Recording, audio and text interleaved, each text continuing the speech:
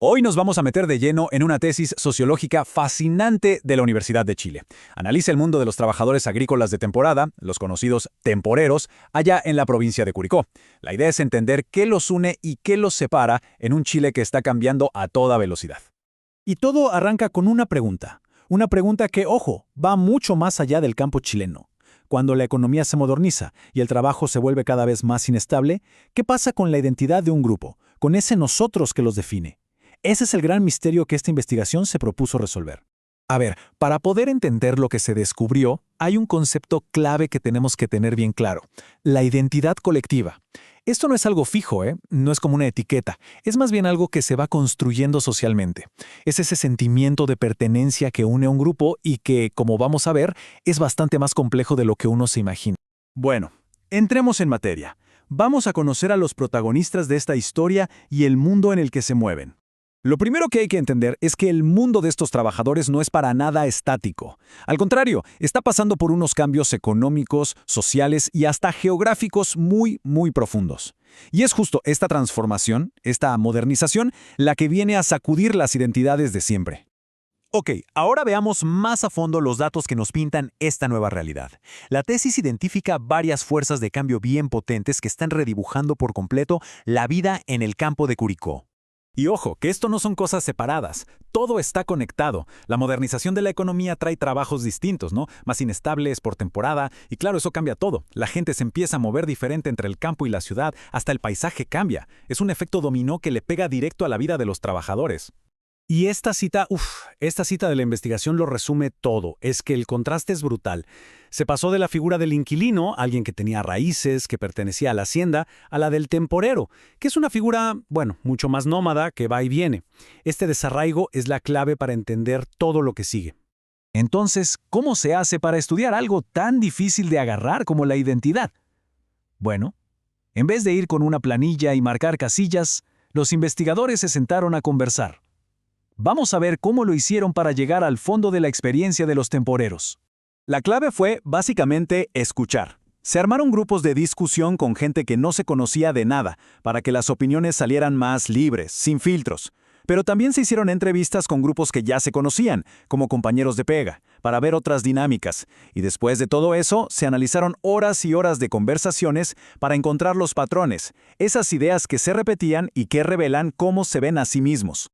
Y todo este trabajo nos lleva a los resultados, al gran descubrimiento de la tesis, porque después de analizar todas esas conversaciones, apareció algo totalmente inesperado, una verdadera paradoja sobre cómo se perciben los temporeros. Y el hallazgo central es así, directo. No hay una sola identidad colectiva. Hay dos.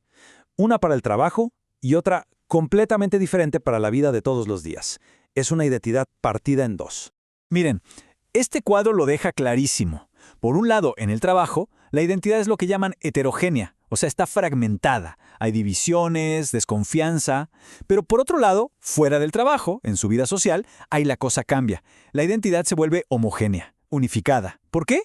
Porque comparten una misma realidad. Vamos a ver cada una de estas caras con más detalle. Claro, en el trabajo, ese somos un grupo se rompe. La investigación encontró que hay mucha desconfianza. Por ejemplo, los que trabajan en el huerto no ven las cosas igual que los que están en el packing.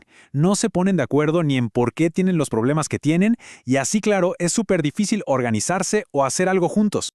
Pero, apenas salen del trabajo, todo cambia. La falta de tiempo para la familia, las rutinas que los dejan agotados, esa sensación de vivir al día, todo eso lo viven todos por igual. Y aquí está lo increíble. Es justo en esa dificultad compartida, en ese no tener tiempo, donde nace un nosotros súper fuerte. Ahí sí se reconocen como iguales, como gente que está en la misma lucha. Y este esquema, que es de la misma tesis, es genial para entender la idea completa. Fíjense, arriba está la modernización, esa gran fuerza que lo cambia todo. Y esa fuerza, miren cómo divide la identidad en dos. Por un lado, una identidad en el trabajo que está toda fragmentada. Y por el otro, una identidad social que los une, que se basa en las experiencias que todos comparten. Entonces, ¿en qué quedamos? ¿Están unidos o están divididos?